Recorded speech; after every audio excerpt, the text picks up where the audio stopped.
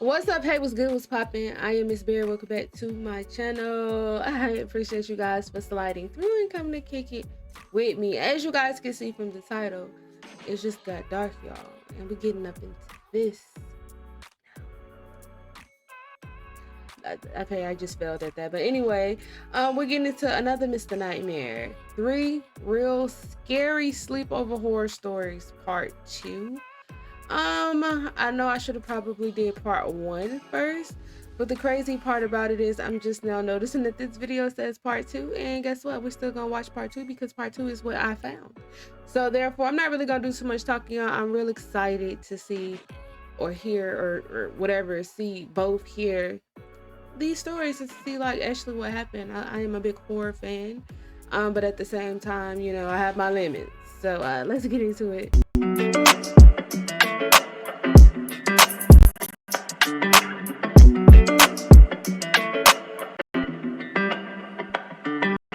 All right. I hate when I keep doing that. Let's press play, y'all.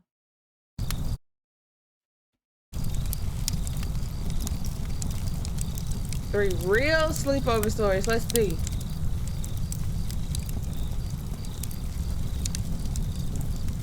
I am 14 and my friend is 15. One night my friend asked me if I wanted to spend the night, so I did. His mom was at work and his dad was at the gym. Me and my friend were upstairs in his room playing video games. We kept hearing what sounded like scratching noises and slight banging. We thought nothing of it because he has a dog, so we kept playing our video game. Minutes later we heard the noises again, but they were louder, and so we went to go see if it was the dog. It couldn't be the dog because it was lying outside his parents' room. Fearing someone was trying to break in, we grabbed our knives and flashlights. We searched all the rooms upstairs, then went downstairs searching it with only our flashlights. We decided it would be best to search his backyard, although we don't know how someone would get in his backyard because it's fenced in and there's a deep drop-off on the other side of the fence at the back. The search came up empty. I convinced my friend we should search the front of his house and make our way around his fence. We went around front and he went left and I went right. On the right his fence connects to his neighbor's, so I went over to him to find him frozen with his light shined in the direction of the woods near the drop-off. I was weirded out and shined my light in the direction of his to find a guy dressed from head to toe in all black, frozen and staring at us. At this moment, I yelled run and we bolted inside the house and called 911. We waited and minutes later 2 officers arrived to find nothing and they told us to call them again if anything happens. Me and my friend were instructed by his parents to stay inside and downstairs in case anything happens, so we did. About an hour later, me and him were sitting downstairs on the couch, and he out of nowhere asked, "Did you see that?" "See what?" He then said, "The light. Someone shined a light through the window over the fence." About a second after he said that, I saw a beam of light shine through the window. So we called 911 once again, and the officer showed up minutes later and yet again found nothing. Me and my friend at this point were paranoid and waited until his dad showed up and we took him outside to the backyard where we all heard footsteps. His dad convinced us that it was just a hunter, so we went to bed with no more problems. Unfortunately, it doesn't end there.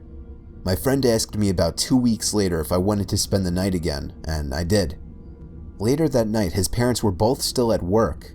We were joking around about what had happened with what we thought was the hunter as his dog was outside doing its business. While we were talking, I peeked out the back door to check on his dog to find what looked to be someone peeking over the fence, so we immediately called his dog in and locked the door. We left it alone, and minutes later, as we were in his room, we heard noises, so I looked out his window to once again see what looked like a guy peeking over the fence. So we grabbed knives and flashlights once again and went in the backyard and shined the flashlight in the direction we thought we saw the person. The light illuminated the outline of a head at the area of the fence we thought we saw the guy. We ran inside and called 911 and they responded. Minutes later they showed up and again found nothing and sat at the area outside the fence near the woods for 5 minutes in case something happened. Nothing happened, so they left and they told us to call back if anything happened. We didn't tell his parents this time because we thought they wouldn't believe us. Me and my friend returned upstairs to his room, and about 2 hours later, we heard the loudest banging ever. It started from the downstairs on the left side and went to the front door. We freaked out, we grabbed a dog and barricaded ourselves in his parents' room and got his dad's gun out in case we needed it. We then called 911, and again the police showed up and found no one and no sign of anyone and left. Like, what is going on? That was the last time we ever... First and foremost, I wouldn't even want to be in the house no more. Like, I'm not doing it. First off, I'm not coming back over to your house to spend the night. Like, no. Like, you can come over to mine, but no. And then just... that problem, there's so many wrong and things it still with has this. us scared to this day.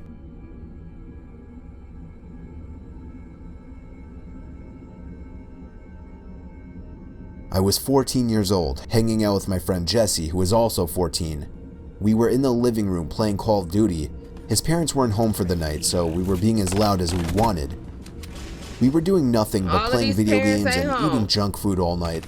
And eventually, since his parents weren't home, he convinced me to just stay over for the night.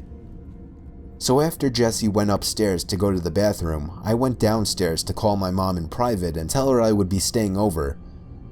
By the time I got back upstairs, Jesse was back, and he just stared at me with a confused look on his face.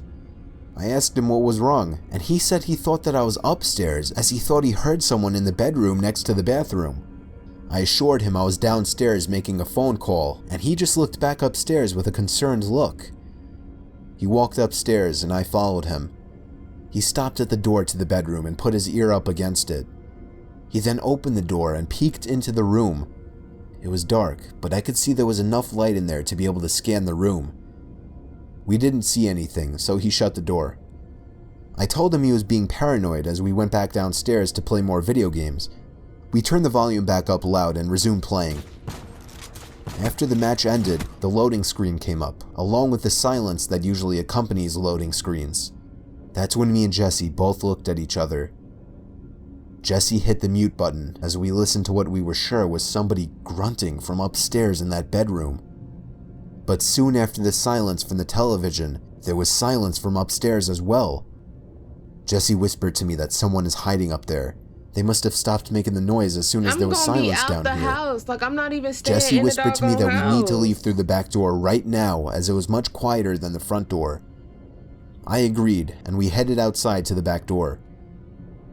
As soon as we were outside, Jesse got on the phone with the police as I looked up to the bedroom window.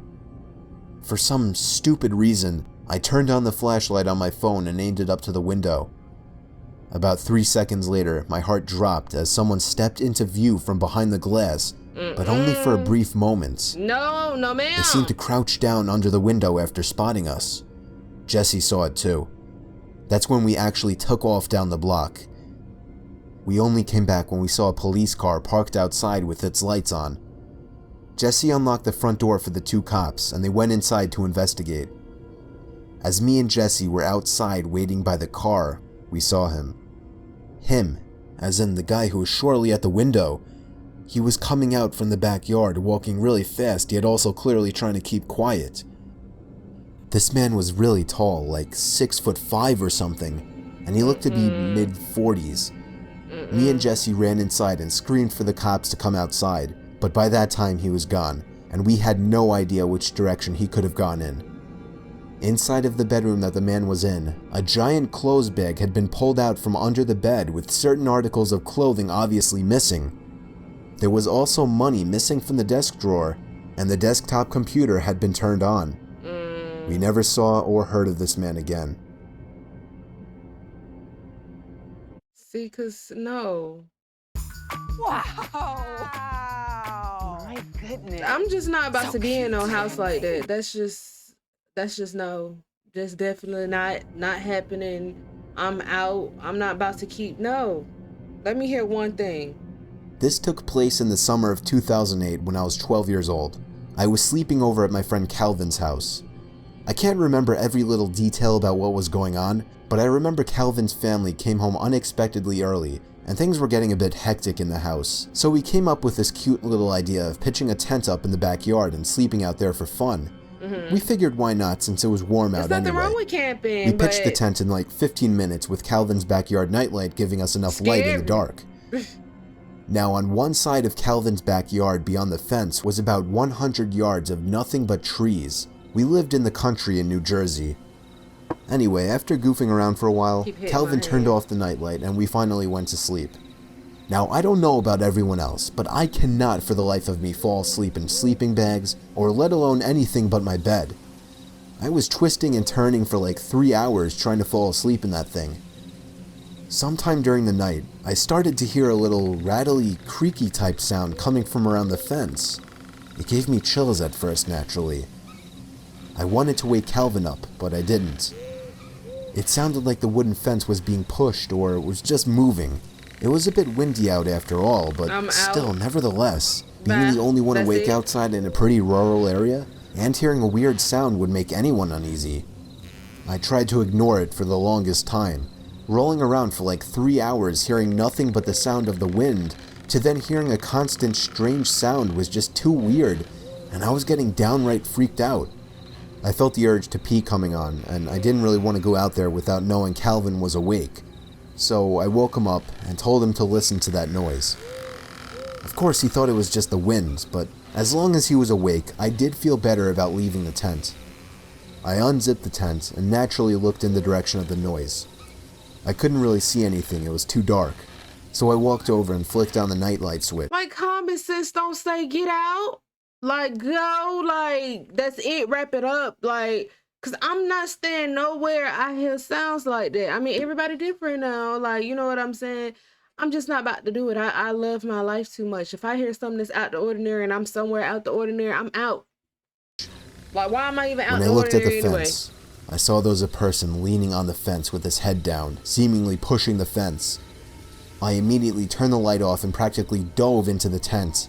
I whispered to Calvin what I saw, and as we both fell silent, we realized that the noise had stopped. I told Calvin to call his house phone as quietly as possible, but he said we should run straight for the back door. I agreed. He unzipped the tent as quietly as possible and opened the little door, and when he ran out of the tent, he screamed. In reaction, I jumped out from the tent and ran straight for the back door as well, not looking behind me. When I asked Calvin why he screamed like that, his response scared me. He told me he saw somebody standing right by the side of the tent in arm's reach. Oh, hell. I mean, excuse my The rest of the language, night we slept in Calvin's room upstairs, and I could swear, with the window open, I could still hear the creaky fence being pushed, but every time I looked, I couldn't see anyone out there.